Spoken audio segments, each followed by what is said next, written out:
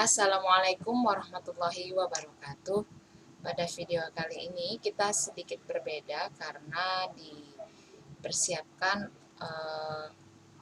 untuk menghadapi ujian sekolah, insya Allah yang akan dilakukan pekan depan, besok ya, untuk ekonomi. Nah, kali ini Ibu akan bahas sedikit materinya, lalu ada sedikit soal pembahasan tentang diagram arus lingkar atau circular flow diagram. Nah, ini adalah materi kelas 10 di semester 1. Jadi, di materi ini sebenarnya kalian harus paham dulu tentang pelaku ekonomi. Ya. Lalu kalian juga harus paham tentang konsep pasar input dan pasar output. Nah, kalau sudah paham dua-duanya, nanti akan lebih mudah untuk memahami diagram arus lingkar atau circular flow diagram.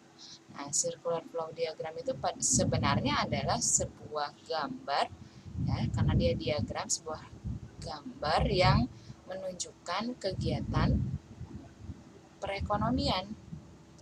Nah, kegiatan perekonomian ini tentunya meliputi berbagai pelaku ekonomi, sehingga kita harus paham juga tentang pelaku ekonomi dan pasar input dan pasar outputnya. Kenapa dia disebut diagram arus lingkar? Nanti kita akan pahami kenapa dia disebut diagram arus lingkar. Oke, kita ke pembahasan yang pertama, pelaku ekonomi. Nah, pelaku ekonomi itu adalah subjek, orang, ya, pelaku berarti pihak yang melakukan kegiatan. Nah, berarti ini kita bicara tentang orang-orang yang melakukan kegiatan ekonomi. Ada 4 pelaku ekonomi, ya. Kita akan bahas satu persatu. Pelaku yang pertama yaitu kita sebut dia dengan konsumen, ya, atau mungkin lebih sering disingkat dengan RTK, rumah tangga konsumsi. Pelaku yang pertama ini punya peran di dalam sebuah perekonomian, memiliki peran yang pertama, yaitu tentu saja menghabiskan. Peran yang pertama adalah menghabiskan, menggunakan, memakai,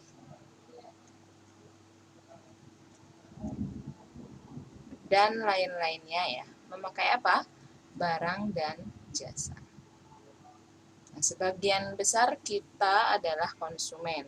Maka setiap hari, sehari-harinya kita akan di dalam perekonomian kita selalu menghabiskan, menggunakan, atau tinggal memakai barang dan jasa. Agak jarang nih kita berlaku sebagai produsen atau pembuatnya, tapi kita lebih sering menghabiskan, menggunakan, dan memakai barang dan jasa. Itu perannya yang pertama. Lalu dia memiliki peran yang kedua.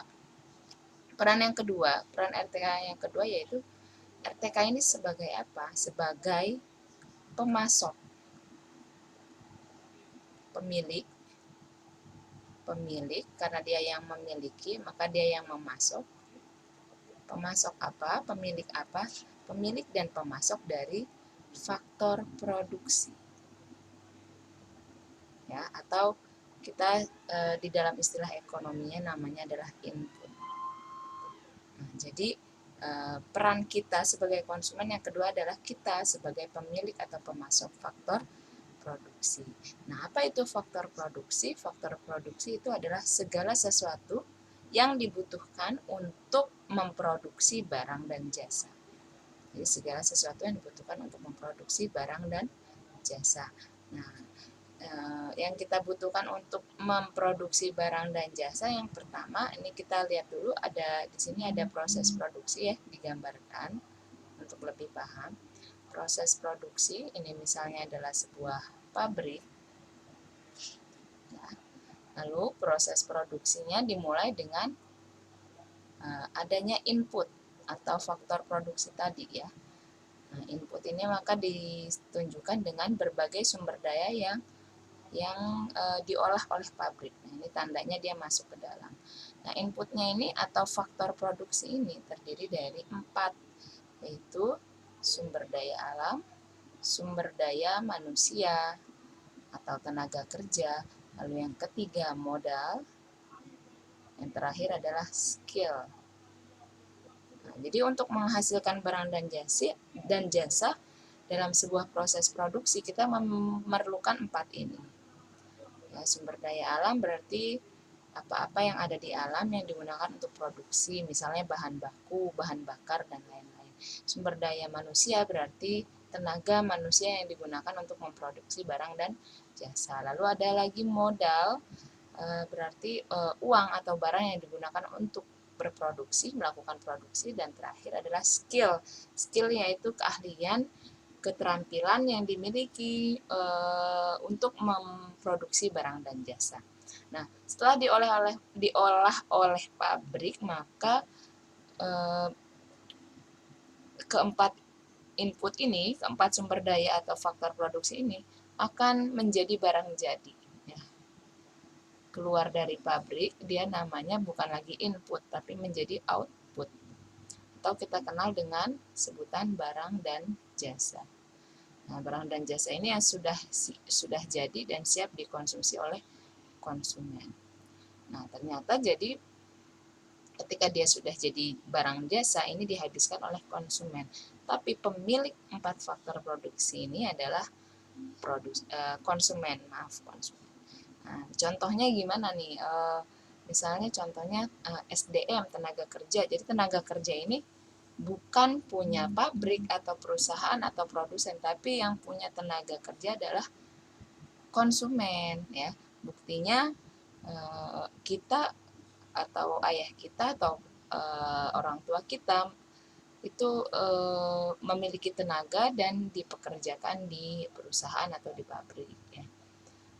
Skill juga termasuk yang punya adalah konsumen. Seorang direktur yang ahli di bidangnya itu dibayar oleh perusahaan untuk menghasilkan keuntungan, sehingga yang memiliki skill ini bukan perusahaan tapi direktur, berarti konsumen itu sendiri. Oke, kita lanjut. Pelaku yang kedua ya adalah produsen atau rumah tangga produksi. Nah, ini biasanya kebalikan perannya produsen ini kebalikan dari perannya konsumen. Yang pertama, kalau di sini dia menghabiskan, maka produsen itu menghasilkan atau memproduksi atau membuat. Ya.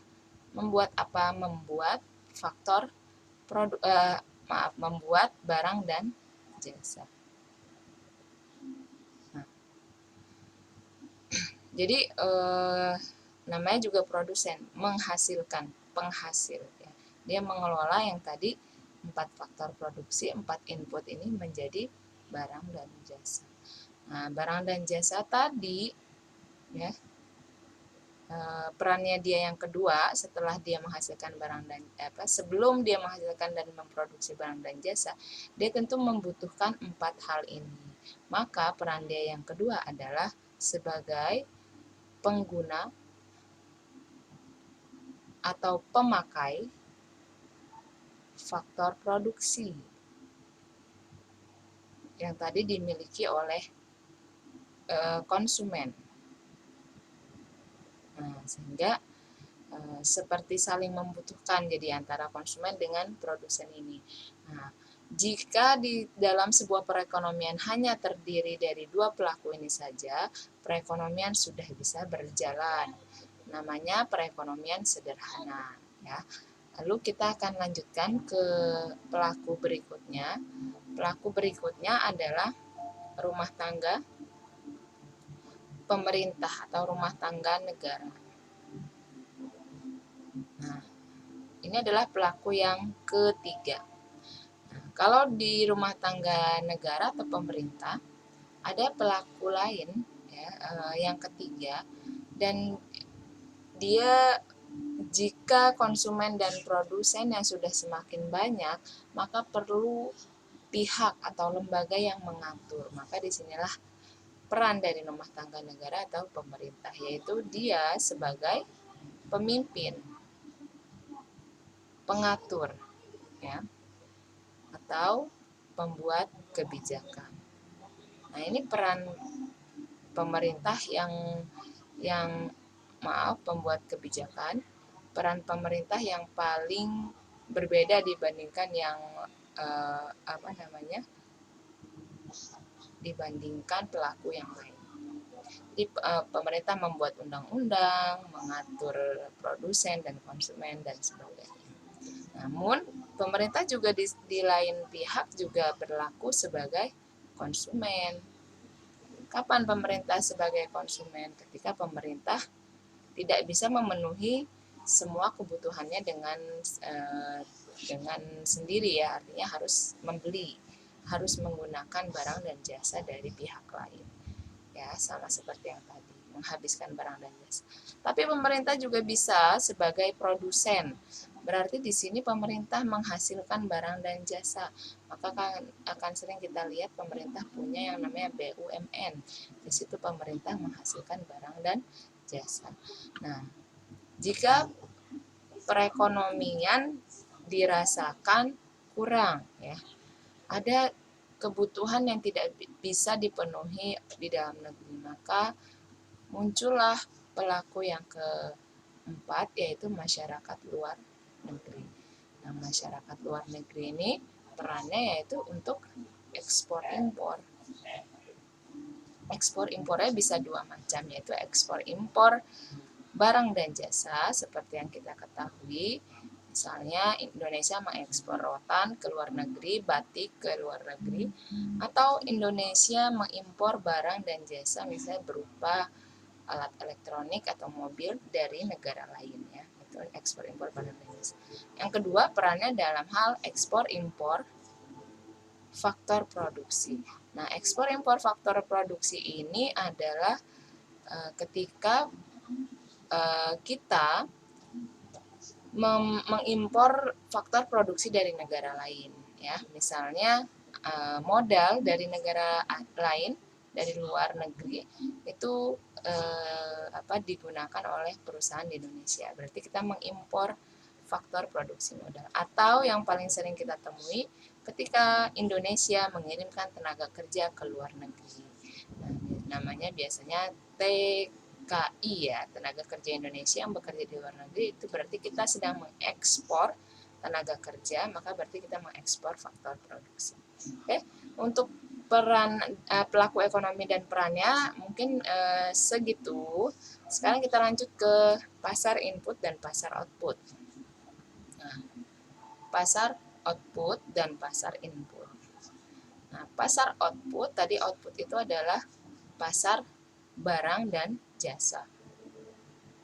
Karena output adalah yang barang yang sudah jadi.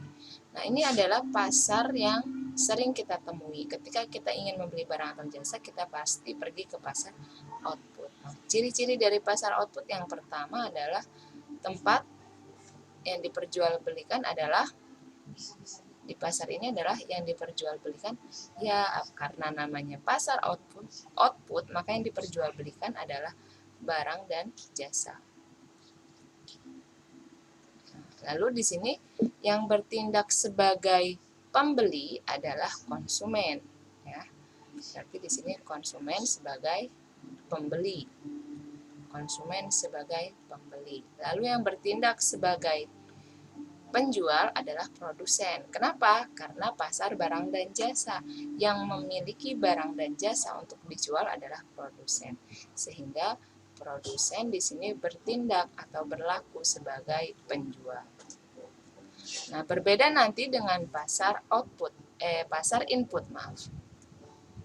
Pasar input di mana yang diperjualbelikan adalah faktor produksi. Karena yang diperjualbelikan adalah faktor produksi, ya, maka yang diperjualbelikan bukan barang dan jasa seperti yang kita kenal atau yang sering kita beli, ya. Yang diperjualbelikan adalah faktor produksi atau input ya. Maka yang diperjualbelikan adalah modal, misalnya contohnya pasar modal ya. Yang diperjualbelikan adalah tenaga kerja, misalnya bursa tenaga kerja. Jadi pasar input ini sebenarnya biasanya sifatnya lebih abstrak, tidak konkret seperti pasar barang dan jasa ya. Nah, di pasar input ya, yang diperjualbelikan adalah input atau faktor produksi. Maka yang bertindak sebagai penjual adalah konsumen. Kenapa? Karena konsumen adalah yang memiliki input atau faktor produksi yang tadi sudah kita bahas sebelumnya. Ya, lalu produsen sebagai pembeli. Ya. Kenapa produsen sebagai pembeli? Karena produsen tidak memiliki faktor produksi, tapi membutuhkan faktor produksi untuk menghasilkan barang dan jasa. Sehingga terjadi dua perbedaan di antara dua jenis pasar ini, ya, pasar input dan pasar output.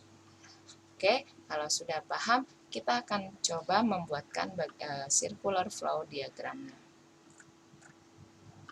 Nah, tadi diagram arus lingkarnya kira-kira nanti akan bentuknya seperti ini.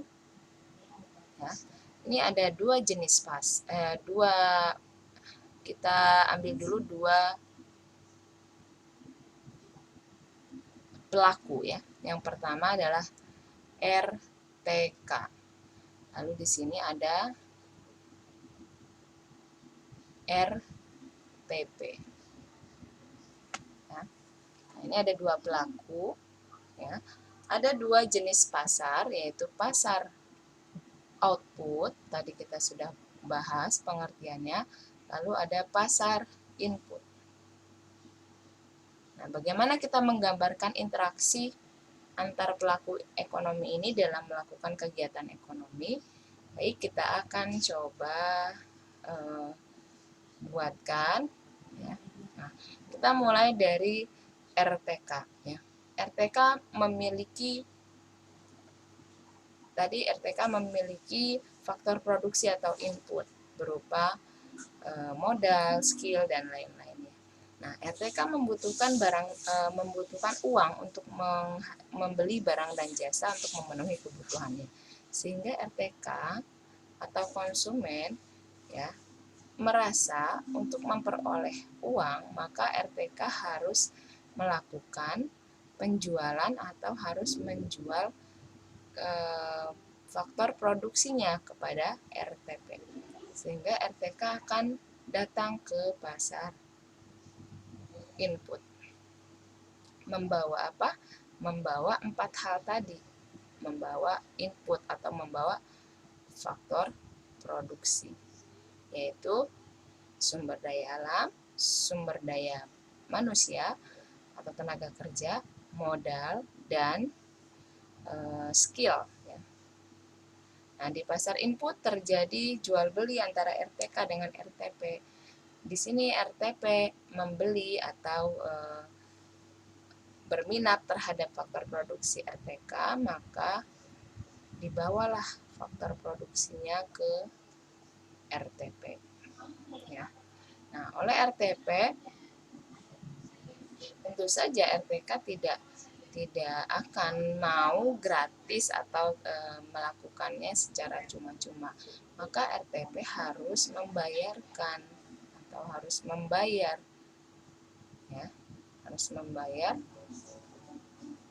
kepada RTK ya atas penggunaan faktor produksi. Nah, ini ada diagramnya akan ke arah dari RTP menuju RTK. Nah, yang putus-putus ini adalah aliran uang atau balas jasa atas penggunaan faktor produksi yang biasa kita sebut dengan rent untuk sewa sumber daya alam, lalu wage atau gaji untuk penggunaan sumber daya manusia, lalu ada interest untuk penggunaan modal, dan profit untuk penggunaan skill.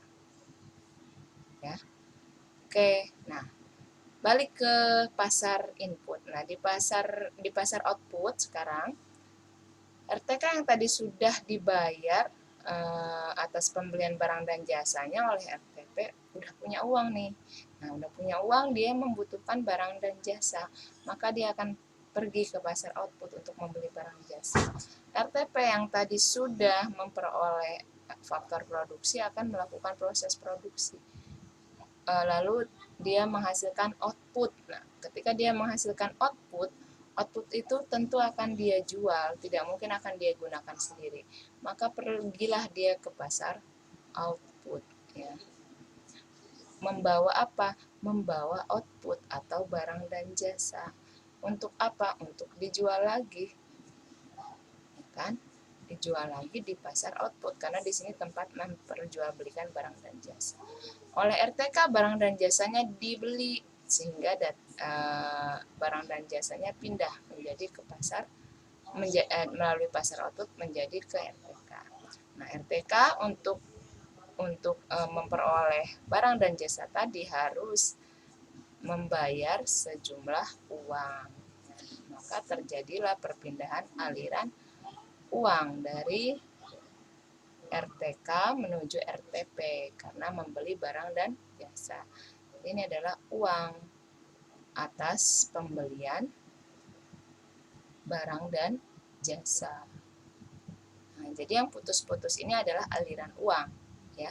Sedangkan yang tidak putus-putus ini adalah aliran faktor produksi melalui pasar input dari RTK ke RTP. Nah, yang satu lagi aliran yang tidak putus-putus ini adalah aliran barang dan jasa dari RTP melalui pasar output menuju RTK. Kita sudah sampai ke dua pelaku ekonomi. Sekarang pelaku yang ketiga yaitu pemerintah atau government.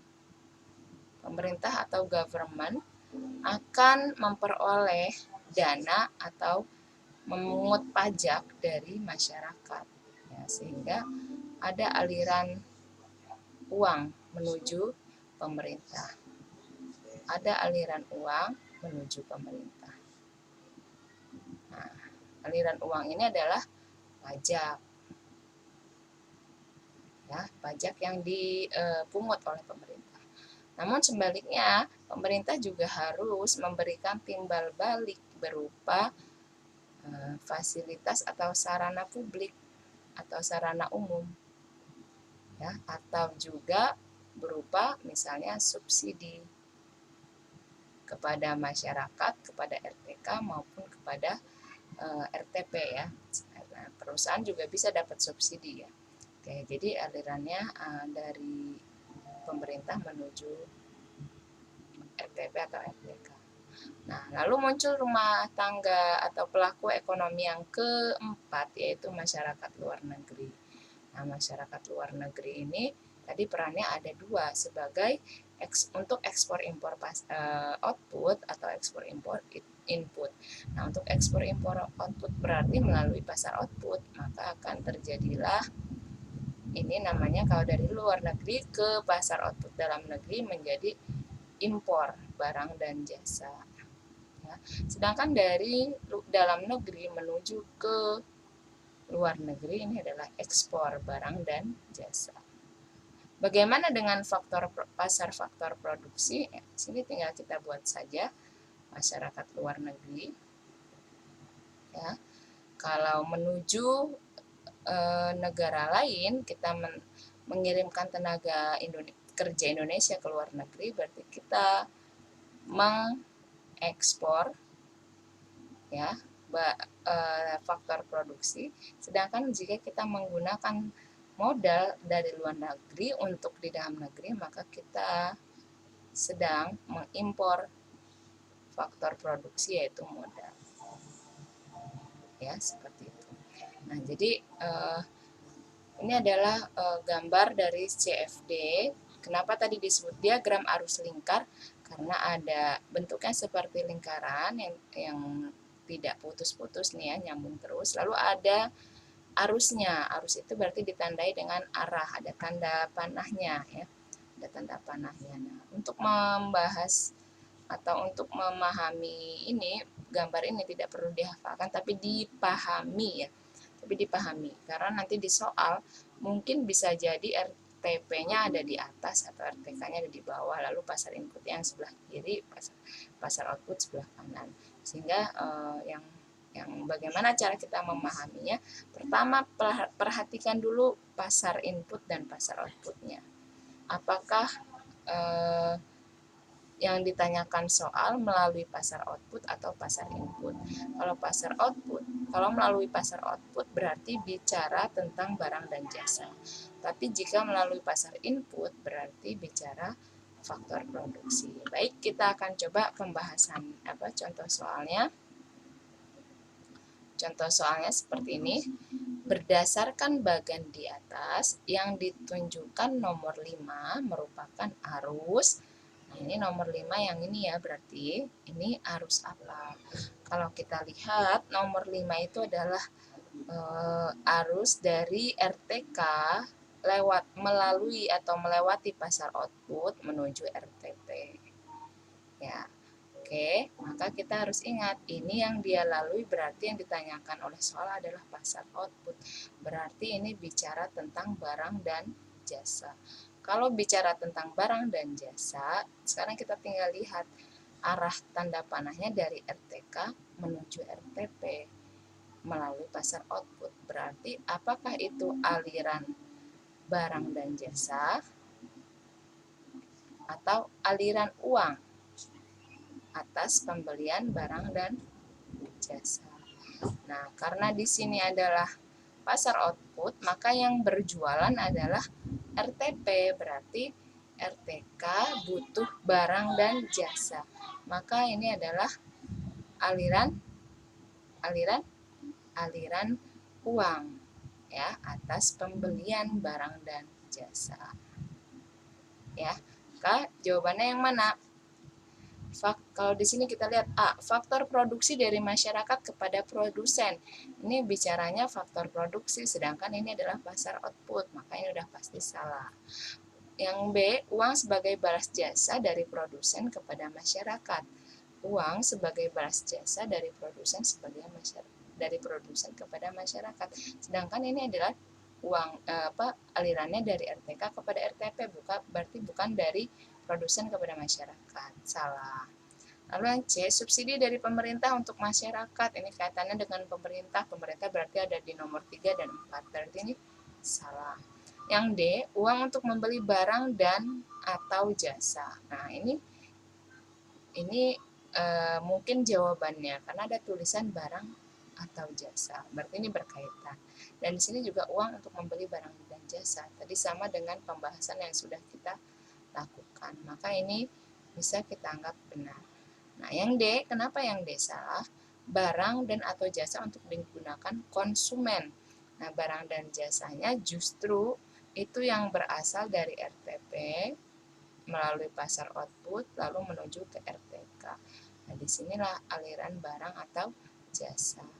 Berarti ini seharusnya adalah nomor 6, nomor 5 yang kita jawab. Subsidi dari pemerintah untuk masyarakat berarti dari pemerintah untuk masyarakat itu subsidinya yang nomor 3. Kalau nomor 4 pajak. Nomor 3. Uang sebagai balas jasa dari produsen kepada masyarakat itu berarti yang mana? Yang nomor 2 karena melalui pasar input. Produsen harus memberikan uang atas balas jasa kepada faktor produksi yang dimiliki masyarakat. Yang A, faktor produksi dari masyarakat